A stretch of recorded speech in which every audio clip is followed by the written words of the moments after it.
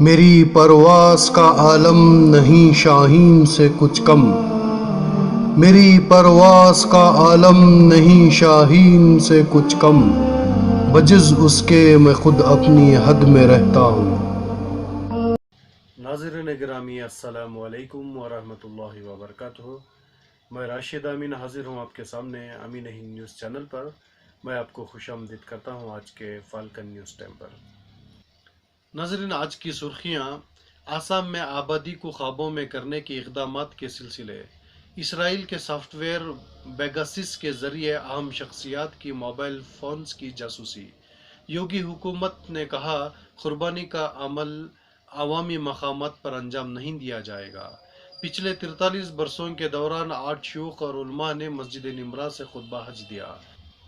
آسام میں آبادی کو قابو میں کرنے کے اقدامات کے سلسلے میں گزشتہ روز وزیر اعلیٰ ہیمنت بسوا سرما نے اسمبلی میں بیان دیا کہ ریاست میں ایک پاپولیشن آرمی آبادی فوج ہوگی جو مسلم اکثریتی علاقوں کی آبادی کو قابو میں کرنے کے لیے کام کرے گی۔ انہوں نے کہا کہ پاپولیشن آرمی مسلم اکثریتی علاقوں میں منع حمل ذرائع تقسیم کرے گی اور آبادی کو کم کرنے کے لیے بیداری بھی پیدا کرے گی۔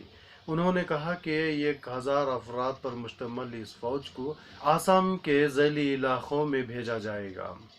خیال رہے کہ وزیر اعلیٰ آسام ہیمنت بسوا سرما کے متنازع پاپولیشن کنٹرول کے تجویزات پر غم و غصہ پایا جا رہا ہے، جبکہ ان کے نقش قدم پر چلتے ہوئے اتر پردیش سمیت دیگر بی جے پی کی زیر اقتدار ریاستیں بھی اس طرح کے اقدام اٹھا رہی ہیں۔ ہیمنت بسوا سرما نے اس اسمبلی کو مطلع کیا کہ ریاست کے مغربی اور وسطی حصوں میں آبادی کی صورتحال دھماکہ خیز ہو چکی ہے۔ انہوں نے کہا آبادی کو قابو میں کرنے کے اقدامات کے تئیں بیداری پیدا کرنے اور منع حمل ذرائع کی فراہمی کے لیے چاچوری کے تقریباً 1000 نوجوانوں کو مامور کیا جائے گا۔ ہم آشا ورکرز، خاتون طبی کارکنان کی ایک علیحدہ ٹیم بھی تشکیل دینے کا منصوبہ بنا رہے ہیں۔ دوسری خبر ہے کہ اسرائیل کے سافٹ ویئر پیگاسس کے ذریعے اہم شخصیات کے موبائل فون کی جاسوسی کے الزامات سے متعلق رپورٹ منظور عام پر آنے کے بعد سے ہنگامہ برپا ہو گیا ہے۔ کئی ممالک کی حکومتوں پر الزام ہے کہ انہوں نے اسرائیلی کمپنی کی جاسوسی سافٹ ویئر کا استعمال کر کے صحافیوں، انسانی اور شہری حقوق کے کارکنان، سیاسی مخالفین اور کاروباری ہستیوں کے فونز کی۔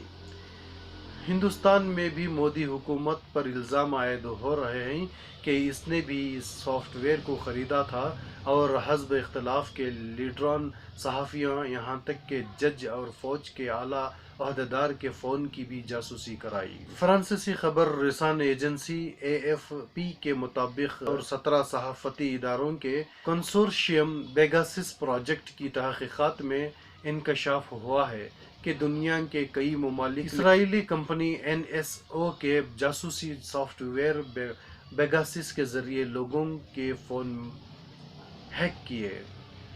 مذکورہ انکشافات کے بعد سوال پیدا ہوتا ہے کہ آخر پیگاسس سافٹ ویئر کسی کے فون میں کس طرح داخل ہوتا ہے اور یہ کام کس طرح کرتا ہے۔ سال 2016 میں پیگاسس سافٹ ویئر کے پرانے ورژن کا انکشاف ہوا تھا۔ اس سے کسی کی جاسوسی کرنے کے لیے اس کے موبائل میں ایک بے ضرور سا میسج بھیجا جاتا تھا۔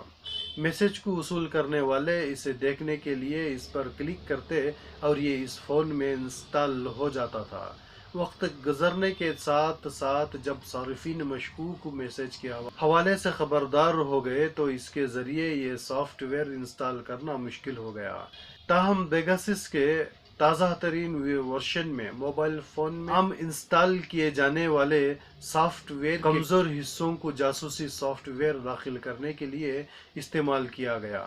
پیگاسس کا نیا ورژن واٹس ایپ کال کے ذریعے سے سافٹ ویئر انسٹال کر سکتا ہے۔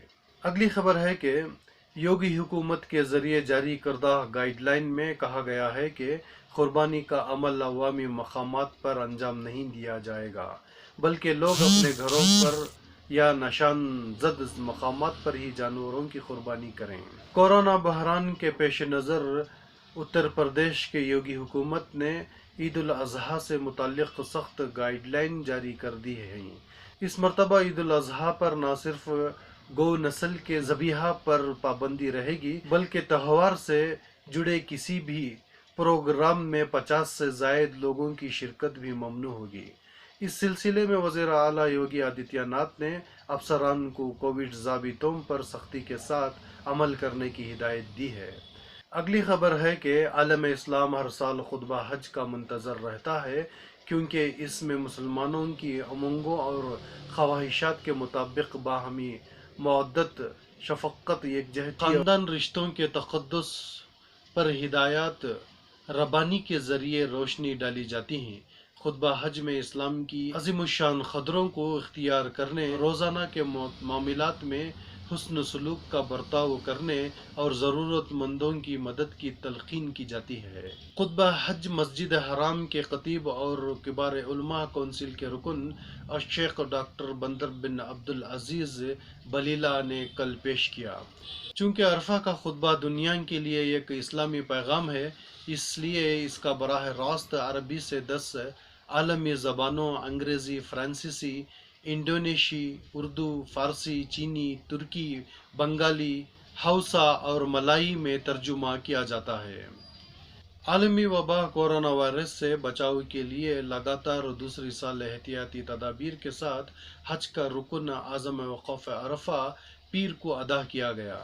محدود پیمانے پر منعقدہ حج کے لیے 60,000 مکمل ویکسینیٹڈ سعودی شہری اور رہائشی 9 ذی الحجہ کو میدان عرفات میں جمع ہوئے، جہاں مسجد نمرہ میں شیخ بندر بن عبدالعزیز بلیلہ نے خطبہ حج دیا۔ انہوں نے کہا کہ آپس میں مساوات اور صلہ رحمی کے تعلقات قائم کرو، اللہ کی عبادت کرو اور والدین کے ساتھ حسن سلوک کیا کرو۔ انہوں نے زور دیا کہ مسلمان اپنی نمازوں کی حفاظت کریں اور اپنے وعدوں کو اللہ کی رضا کے لیے پورا کریں۔ مناسک حج کی ادائیگی کا سلسلہ 8 سے 12 ذی الحجہ تک جاری رہتا ہے۔ میدان عرفات میں غروب آفتاب تک لازمی قیام کے بعد حجاج کرام مزدلفہ کے لیے روانہ ہوئے، جہاں رات بھر قیام لازم ہے۔ 10 ذی الحجہ کو عازمین مزدلفہ سے دوبارہ مینا آئیں گے، جہاں قربانی سے قبل شیطان کو کنکریاں ماریں گے۔ مینا سے مکہ مکرمہ پہنچ کر طواف کے بعد مینا واپس ہوں گے۔ 11 اور 12 ذی الحجہ کو تمام مناسک سے فارغ ہونے کے بعد عازمین ایک مرتبہ پھر مکہ مکرمہ پہنچ کر مسجد الحرام میں الوداع طواف کریں گے۔ بشکریہ عربیہ.net۔ ناظرین اب اجازت دیں، انشاءاللہ ہم ملاقات کریں گے آئندہ بلیٹن میں خاص خبروں کے ساتھ۔ شیئر کرنا، سبسکرائب کرنا اور کمنٹ کرنا نہ بھولیں۔ السلام علیکم ورحمۃ اللہ وبرکاتہ۔ اللہ اکبر، اللہ اکبر، اللہ اکبر، لا الہ الا اللہ، اللہ اکبر، اللہ اکبر وللہ